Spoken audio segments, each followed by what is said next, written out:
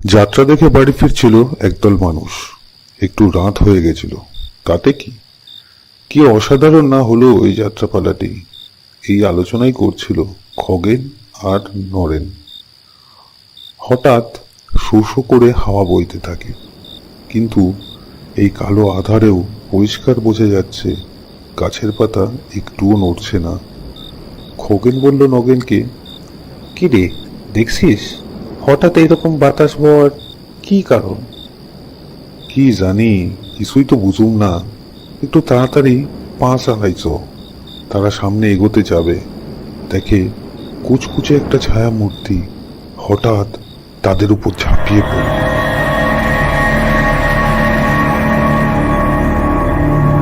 পরের দিন সকালে গ্রামের মোড়ল সেই রাস্তা দিয়ে হেঁটে যাচ্ছিল।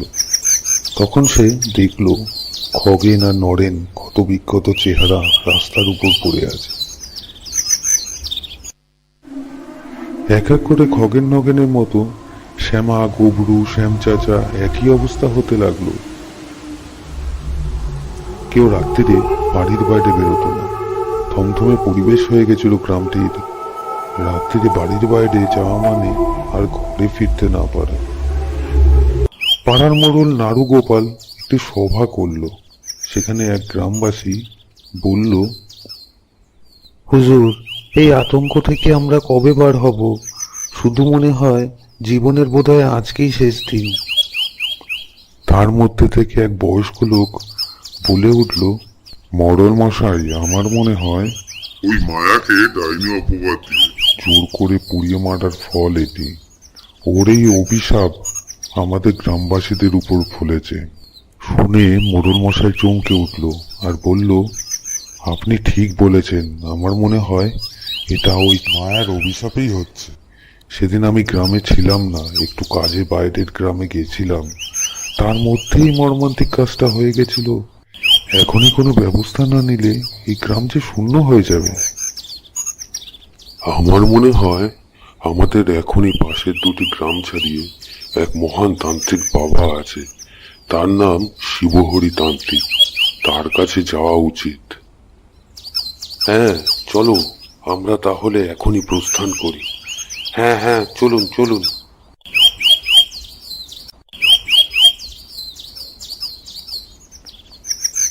বাবা, আমাদের শুনতে পারছেন? আমরা অনেক দূরের গ্রাম থেকে এসেছি বাবা। দয়া করে চোখ খুলুন, আমাদের উদ্ধার করুন বাবা।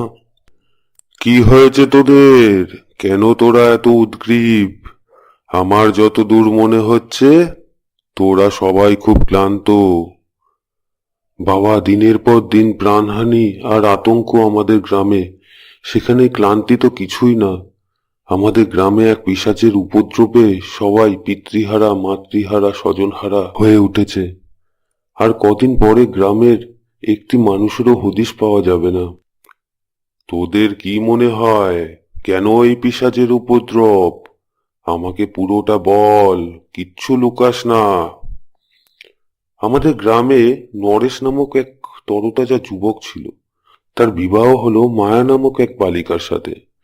সংসার খুব সুখেই কাটছিল, কিন্তু কিছুদিন যাবার পরেই হট করে এক ব্যাধিতে নরেশের অকাল মৃত্যু হলো। নরেশের মা গ্রামবাসীকে ভড়কে দিল এই বলে যে মায়া একটি ডাইনি, আর সেটা আগুনের মতো ছড়িয়ে পড়ল গ্রামে। আমিও শুনেছি, কিন্তু আমল দিনি তাতে। একদিন আমি গ্রামে ছিলাম না। সেদিন খগেন আর নগেনের সাহায্যে সমস্ত গ্রামবাসীর সামনে তাকে জীবিত অবস্থায় পুড়িয়ে মারা হয়। সে অনেক করে কাকুতি মিনতি করে যে, আমাকে মেরো না, মেরো না আমায়, আমি ডাইনি না, আমি নরেশকে খুব ভালোবাসতাম। তারপর থেকেই এই উপদ্রব বাবা।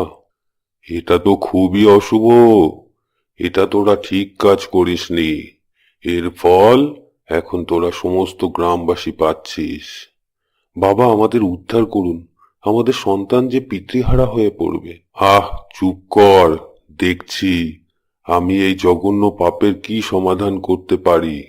চল, আমি তোদের গ্রামে যাচ্ছি। আসুন বাবা আমাদের সাথে।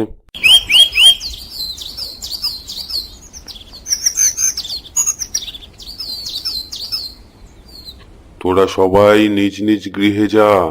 আমি আজকে রাত্রি এখানেই কাটাবো।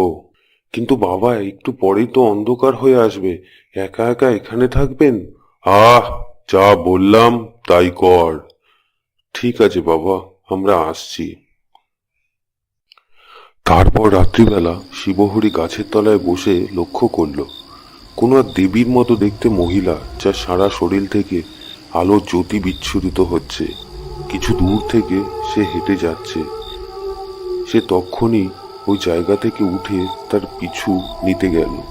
কিন্তু এ কি, সে ওই জায়গা থেকে শত চেষ্টাতেও উঠতে পারছে না।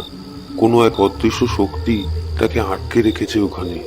এরম তো আগে কোনোদিন হয়নি। তখন শিবহরি মধুসুন্দরী দেবীকে স্মরণ করতে লাগলেন। মা, এটা কি হচ্ছে আমার সাথে? আমি এই স্থান থেকে উঠতেই যে পারছি না।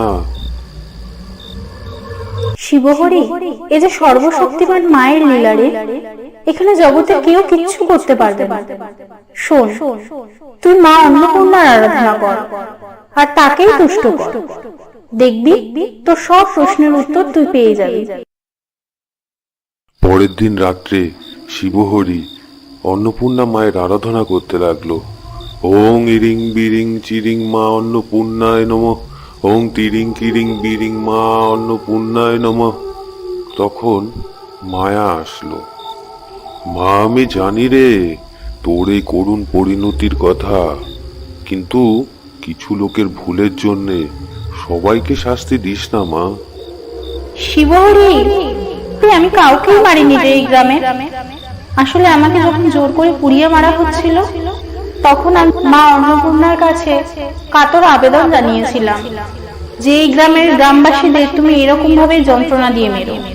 মা নিজেই নিজের হাতে শাস্তি দিয়েছে সবাইকে। তুই মাকে আরাধনা করে সন্তুষ্ট করতে পেরেছিস, তাই তো আমি এখানে মায়ের ইচ্ছাতেই এসেছি। আমাকে যারা পুড়িয়ে মেরেছিল তারা সবাই শাস্তি পেয়েছে। তোর আরাধনায় আমার মুক্তিও হলো। তোর কল্যাণ হোক।